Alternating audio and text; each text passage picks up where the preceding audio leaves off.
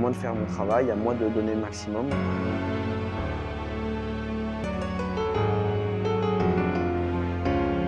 J'ai commencé grâce à mon père. Mon père, c'était un ancien pilote de Grand Prix.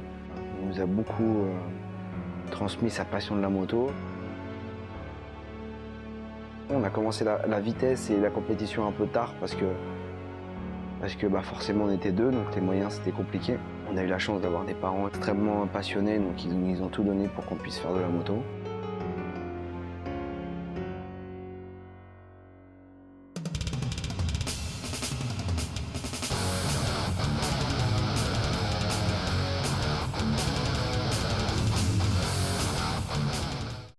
En championnat de France, j'étais de plus en plus rapide. Je pense que j'avais jamais été aussi rapide de toute ma carrière. Je me sentais vraiment bien.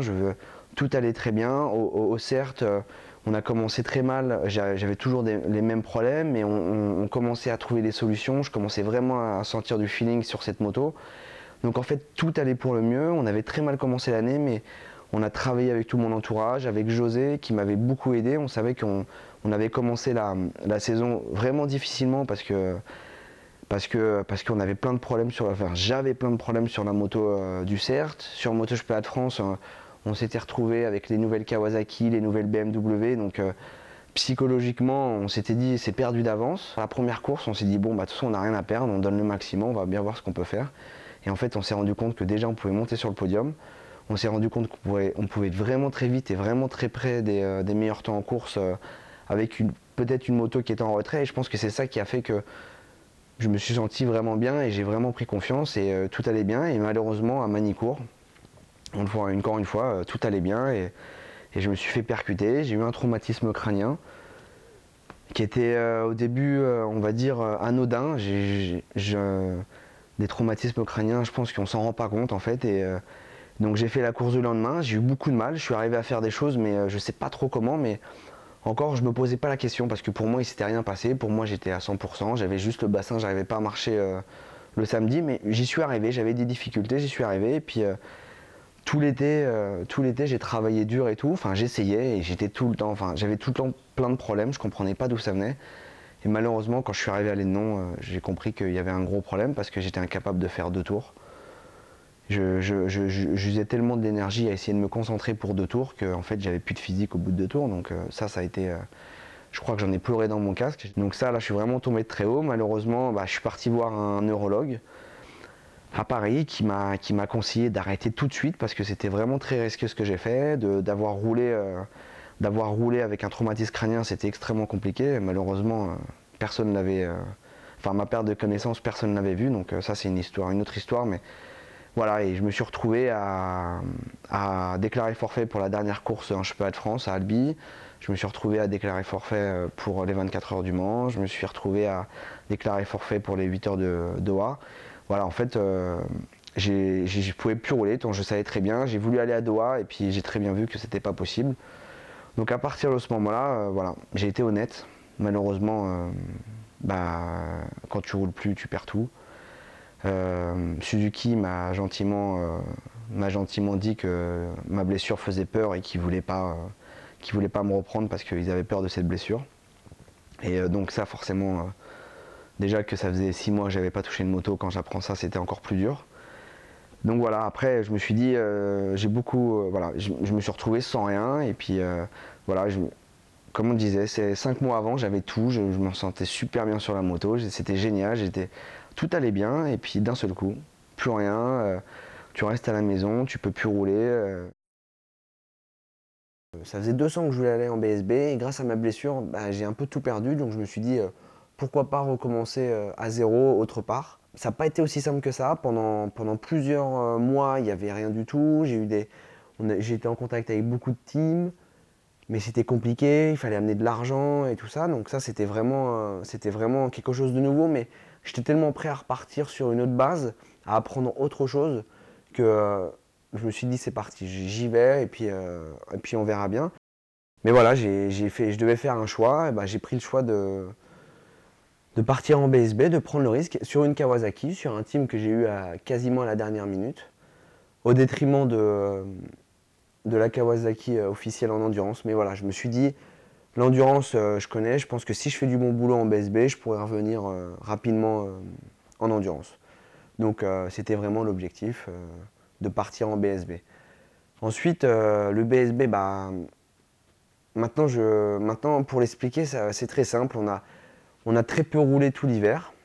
Et rapidement, on est arrivé sur la première course avec à peine 100 km au compteur durant tout l'hiver. Je suis arrivé à Brandzach, ma moto elle était quasiment stock. Et grâce à une moto stock, la moto, j'ai réalisé le 5e temps, j'étais dans les 10 en course. C'était ma meilleure course, je me suis retrouvé devant Aga à la qualif. Alors c'est sûr que d'un seul coup je me dis c'est bon, j'ai fait le bon choix, c'est parti. Maintenant tu lâches rien, ça va être plus dur sur les autres circuits parce que tu les connais pas. J'étais vraiment parti sur une idée où j'étais vraiment motivé. Je dis voilà, c'est parti, tu vas avoir beaucoup d'efforts à faire durant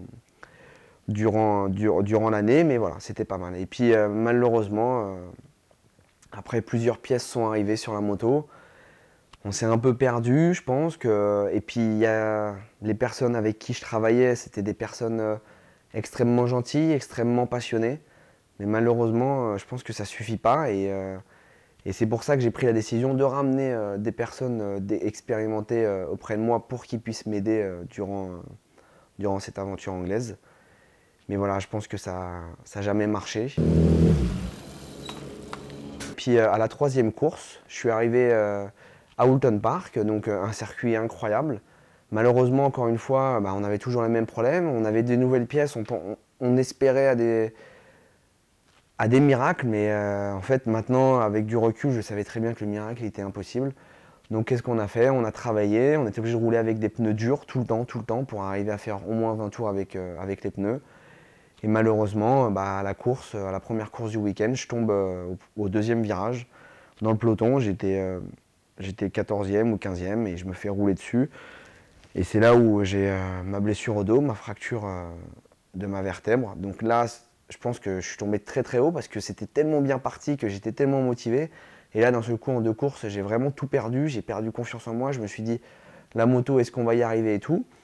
Donc, je suis revenu très rapidement au bout d'un mois.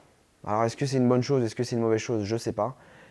Mais voilà, j'étais vraiment investi à 200%. Je voulais vraiment donner mon maximum pour toutes les courses parce que je me suis dit que c'était un investissement personnel, un investissement financier. Donc il fallait que je donne le tout pour le tout. Donc je suis revenu très vite. C'était pas facile à Knockhill, c'était pas facile et tout, mais ma condition physique s'est améliorée au fil des courses à Oulton Park et ensuite à Brandzach. Mais malheureusement, la moto elle progressait pas et on n'avait aucune progression. On ne trouvait pas de solution. Quand je discutais avec mon équipe technique, il n'y avait pas de solution. On fait le maximum et tout. Et voilà, et malheureusement, après, il y a eu des petits problèmes dans le team. Pour être franc, j'avais plus confiance en eux. Je pense que c'est ce qui a fait tourner, c'est ce qui a fait pencher la balance d'un côté. Et à partir de ce moment-là, voilà, j'avais qu'une seule décision à prendre. Je me suis dit, que faire? Soit continuer en BSB, mais rouler pour finir 15, 20e, c'était pas mon intérêt, je suis pas là pour ça. J'aime trop être devant, j'aime trop me battre pour gagner des courses. Et finir 20e, c'était plus possible. Le team ne m'aidait pas, n'arrivait plus à m'aider parce que j'étais dépassé par les événements. Et donc voilà, donc la seule décision, c'était d'arrêter. J'ai envie de dire que l'épisode BSB, il a été très court.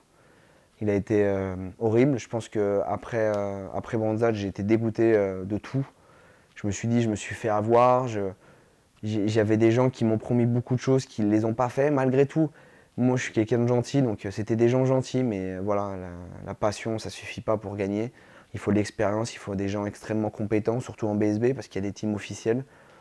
Et tous les gens ils étaient bons, mais ça ne suffisait pas. Il manquait un petit truc pour qu'ils trouvent des solutions à nos problèmes. Et voilà, donc je regrette énormément. Voilà. C'est dur à accepter, mais c'est comme ça. Et après, il faut rebondir, quoi. J'ai des gens qui croyaient encore en moi. Et à partir de ce moment-là, bah, moi, je me suis dit, pourquoi pas essayer de tenter le coup en endurance, parce qu'il y a les 24 heures du Mans qui arrivent début septembre. Et je me suis dit, ça c'est vraiment important, c'est ma seule chance de remonter sur une bonne moto avant la fin de saison pour essayer d'avoir un hiver plus tranquille et de se dire que j'ai une chance de continuer ma carrière par la suite. Donc j'ai appelé beaucoup de teams, donc j'ai été en contact avec plusieurs teams. Je remercie tous les teams qui m'ont contacté suite à ma décision d'arrêter le BSB parce que c'est agréable et j'ai gardé longtemps contact toute l'année avec le team Kawasaki SRC avec Gilles Staffler. Parce que j'ai aussi mon ami Julien que je vois souvent et tout, donc le fait est que je garde beaucoup de contact avec eux et on a discuté un petit peu et il m'a proposé d'avoir un guidon de remplaçant avec peut-être une chance de rouler aux 24 heures du Mans en tant que titulaire. Un nouveau challenge, je pense que c'est super. Je pense que dans une carrière d'un pilote, quand un pilote se retrouve sans rien comme je me retrouve sans rien et d'avoir une opportunité comme celle-ci, je trouve ça extraordinaire. Je trouve que c'est une seconde chance. On n'a pas tous une seconde chance. À moi de la prendre. Comme je dis souvent, je dis en BSB, j'avais plus de carte en main, c'était plus moi qui décidais. Je subissais tout. Et aujourd'hui, je récupère une carte. Donc à moi de faire, à moi de la distribuer correctement et de m'en servir correctement.